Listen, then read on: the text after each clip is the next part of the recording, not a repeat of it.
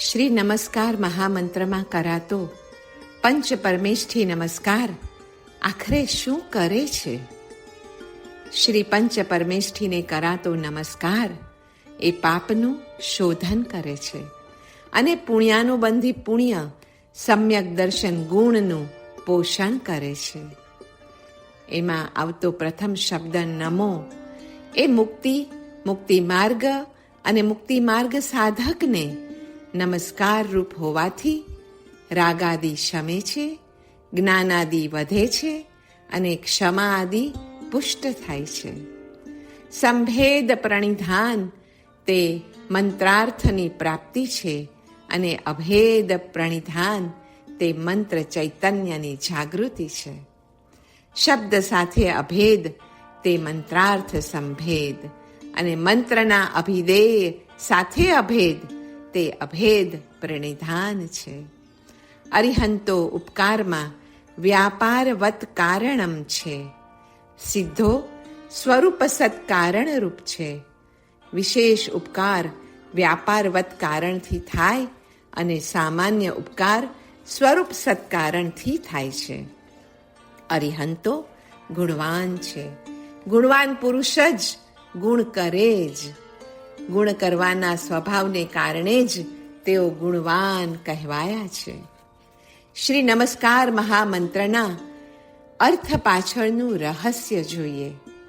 મંત્રની પાછળનું રહસ્ય સમજ્યા વગરનો મંત્ર મિથ્યા છે.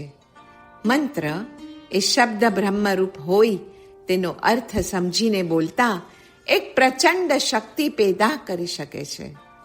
વિચાર શક્તિના બળ વડે માણસ ઘણું જ કરી શકે એમ છે, પરંતુ એને ખીલવતા તથા બળવાન કરતા વિચાર શક્તિના મૂળ એવા પરમ ચૈતન્યનો આશ્રય લેવો જોઈએ.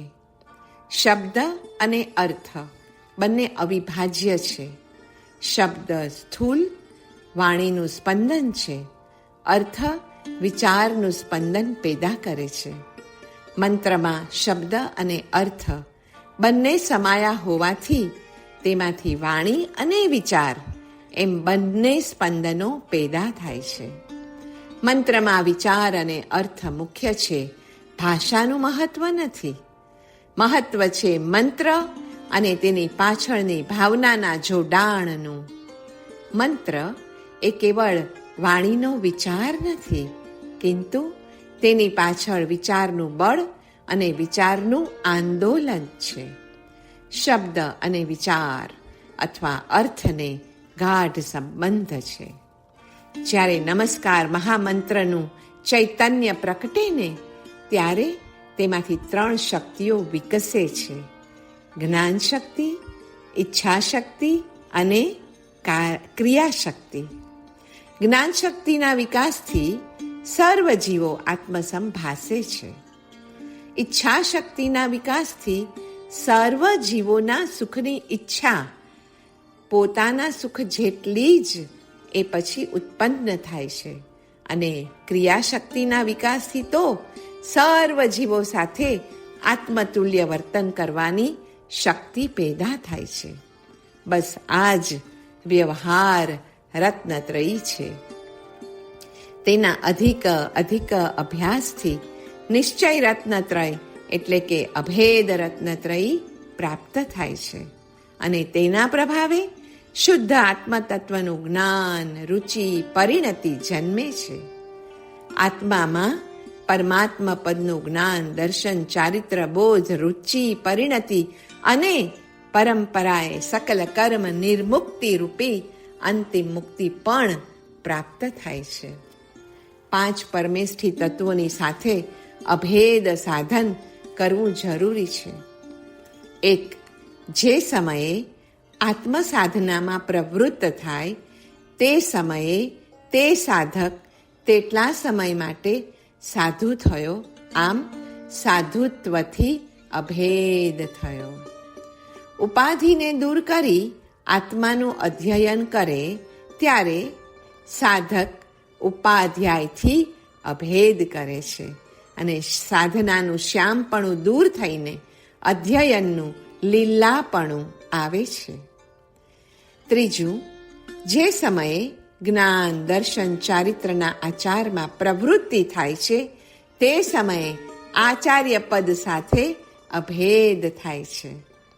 ચોથું, જે સમયે જ્ઞાનાવરણ આદિ ઘાતી કર્મરૂપી અરી, વૈરી, દુશ્મનને હણ્યા તે સમયે અરિહંત તત્વથી અભેદ થાય છે. અને પાંચમું, જે સમયે આપણા પ્રતાપ, તેજ વધ્યા અને સમગ્ર પૂતગલ રાશિને ધ્યાનરૂપી અગ્નિમાં પ્રજ્વાલ્યા તે સમયે સિદ્ધ તત્વથી અભેદ થાય છે. નમો પદ એમ જ બતાવે છે કે જે કોઈ વસ્તુઓ મળી છે, સાંપડી છે, સંપ્રાપ્ત થઈ છે એ બધી તેમના અનુગ્રહથી જ મળી છે. આ ભાવના સ્વીકારમાંથી પ્રકટતી નમ્રતાને બતાવનાર પણ નમો પદ જ છે. આપણે સવારે ઉઠીને 12 નવકાર ગણીએ છીએ, પણ આ 12 નવકાર કેમ ગણવાના? દેવલોક 12 છે, ઘડિયાળના અંક પણ 12 છે. ઘડિયાળના 3 કાંટાઓ 12 અંક સુધી ફરીને પૂર્ણ થાય છે. તે એમ સૂચવે છે કે 3 શલ્યરૂપી કાંટાઓ દૂર કરીને 12 નવકારમાં રમણતા કરવાથી જ પૂર્ણતા પ્રાપ્ત થાય છે.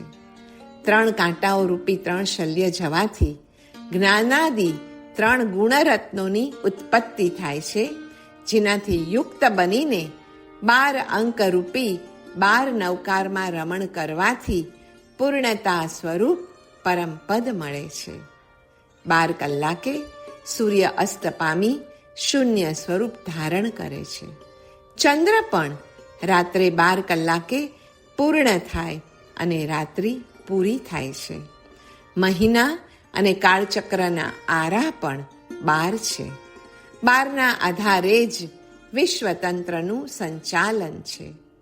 દરેક લોકોની મનોવૃત્તિઓ 12 અંકમાં જ એકાગ્ર બને છે. કોઈ પણ કાર્યની આદિ કે અંતમાં ગણેલા 12 નવકાર કાર્યમાં આવતા વિઘ્નોની શૂન્યતા, કાર્યમાં એકાગ્રતા અને તે વડે કાર્યમાં પૂર્ણતા લાવીને પૂર્ણ સ્વરૂપની પ્રાપ્તિ કરાવે છે. એટલે જ પૂજ્ય પન્યાસજી મહારાજે વ્યાખ્યાનના પૂર્ણતા સમયે સકલ શ્રી સંઘને સમૂહમાં 12 નવકાર ગણવાનું વિધાન આપ્યું છે. નિમ્નલિખિત રીતે આપણી પ્રત્યેક ધર્મક્રિયામાં તત્વથી 5 પરમેષ્ઠીઓ રહેલા જ છે. અરે એ કઈ રીતે? 1. પ્રત્યેક ધર્મક્રિયાના કોઈ દેશક પ્રેરક હોય છે, એ છે અરિહંત. પ્રત્યેક ધર્મક્રિયાનું પ્રયોજન અવિનાશીપણાની પ્રાપ્તિ છે, એ છે સિદ્ધ ભગવંતો. પ્રત્યેક ધર્મક્રિયા સદાચાર સ્વરૂપ જ હોય છે, જે છે આચાર્ય શ્રી ભગવંતો.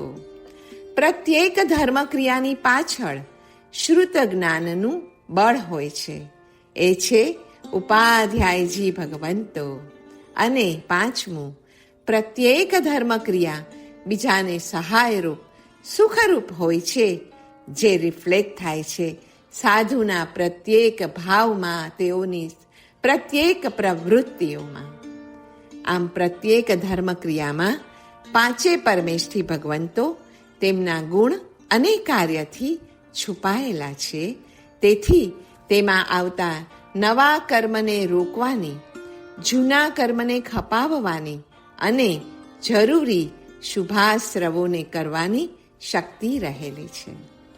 નમો એ મંત્ર છે. તે દ્રવ્ય અને ભાવ સંકોચ રૂપ હોઈને ધર્મ, અર્થ, કામ, મોક્ષરૂપ 4 પુરુષાર્થોને કરાતું આ મંત્રણ છે. નમસ્કાર એટલે કામના રહિત થઈ કર્મનો ક્ષય કરવો તે. નમસ્કાર વડે જ પૃથ્વી અને સ્વર્ગ ધારણ કરાઈ રહ્યા છે. નમસ્કાર એ પ્રણિપાત રૂપ છે. મન, વચન, કાયા ત્રણેયનો એકી સાથે આત્મતત્વમાં નમસ્કાર વડે સન્નિપાત થાય છે. મનને બહિર્મુખતાનો ત્યાગ કરાવી અંતર્મુખતામાં લાવનાર અને તે દ્વારા પરમાત્મા સન્મુખ કરનાર કોઈ હોય તો તે નમો જ છે. જે દ્વારા મનને ઈચ્છારહિત બનાવાય તથા અનૈચ્છિક બનવાથી તે નિર્બળ નેગેટિવ બને અને આત્માને પ્રબળ પોઝિટિવ ઐચ્છિક બનાવવામાં આવે છે.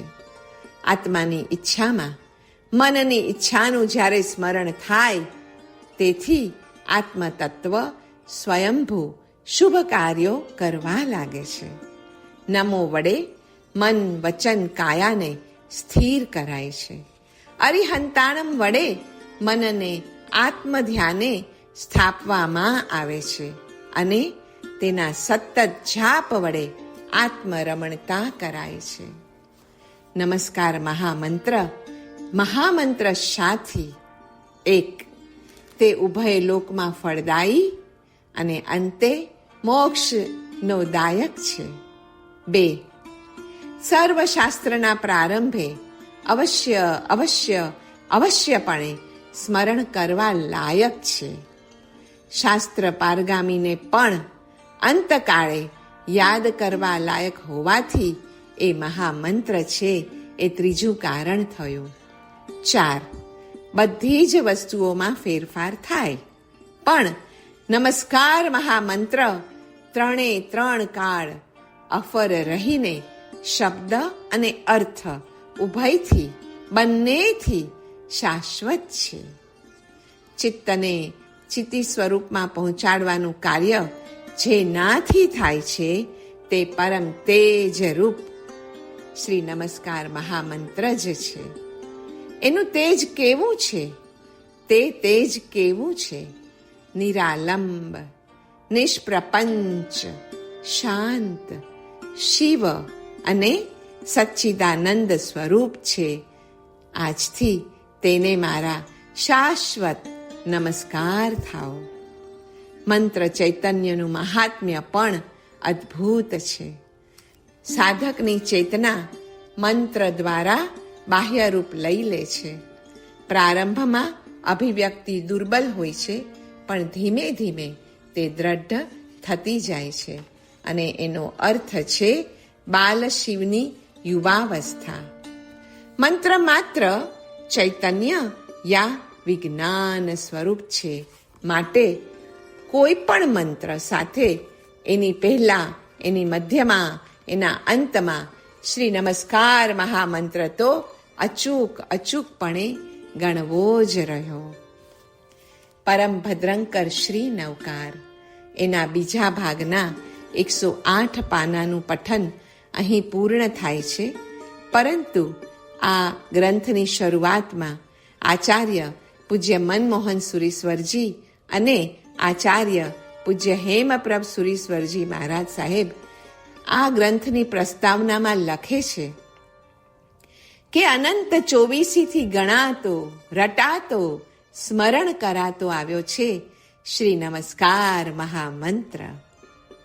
પૂજ્યપાદ અધ્યાત્મ યોગ સંપન્ન પન્યાસ પ્રવર શ્રી ભદ્રંકર વિજયજી ગણીવર્ય શ્રીએ શ્રી નમસ્કાર મહામંત્રનું જે ઊંડું ચિંતન કર્યું છે, અનુપ્રેક્ષાઓ કરી છે, તે હૃદયસ્થ કરેલા ચિંતનને તેમણે શબ્દસ્થ કર્યા પોતાની રોજનીશીઓમાં, જે કુલ 224 સંપ્રાપ્ત થઈ છે. અને એ શબ્દસ્થ રોજનીશીઓમાંથી ચૂંટેલી શ્રી નમસ્કાર મહામંત્ર વિષયની અનુપ્રેક્ષાઓ આપણી સમક્ષ આ બીજા ભાગમાં છે. એક ચિંતનમાં અદ્ભુત રીતે શ્રી નમસ્કાર મહામંત્રનું હાર્દ પ્રગટ કરતા પૂજ્ય શ્રી ભદ્રંકર વિજયજી ગણીવર્ય અમારા દાદા ગુરુવર્યએ જણાવ્યું છે કે આપણને જે કાંઈ મળ્યું છે તે પંચ પરમેષ્ઠી ભગવંતોની કૃપાથી જ અને ઉપહાર રૂપે, ભેટ રૂપે મળ્યું છે. અમે મેળવ્યું છે એ ભાવમાં અહંભાવ પોષાય છે, તેમાં અહંકાર આવી જાય છે. કિંતુ અમને મળ્યું છે એ ભાવમાં કૃતજ્ઞતા પોષાય છે. જે કાંઈ મળ્યું છે તે ભેટ રૂપે મળ્યું છે એ ભાવ કેળવાયા વિના નવકાર નહીં ઉગે, અને નવકાર ઉગ્યા વિના કોઈ પણ પ્રકારની આધ્યાત્મિક સાધના શક્ય કેવી રીતે બને? નવકાર એટલે વિનય, વિનય એટલે કૃતજ્ઞતા, કૃતજ્ઞતા એટલે પ્રાપ્ત થયેલ સર્વનો ઉપહાર રૂપે કૃતજ્ઞતાપૂર્વકનો સ્વીકાર. શ્રી પંચ પરમેષ્ઠી ભગવંતો તેઓની કરુણા વડે માંગ્યા વિના પણ આપે છે. અરે, આપણી યોગ્યતા વિના પણ તેઓ આપણને અનવરત રીતે સતત શુભ અને શુભ્ર વસ્તુઓ આપ્યા જ કરે છે. આપણને આ નૂતન નાનું હસ્તાક્ષર સાહિત્ય પ્રાપ્ત કરાવવામાં પ્રભુ ગુરુ ભક્તાત્મા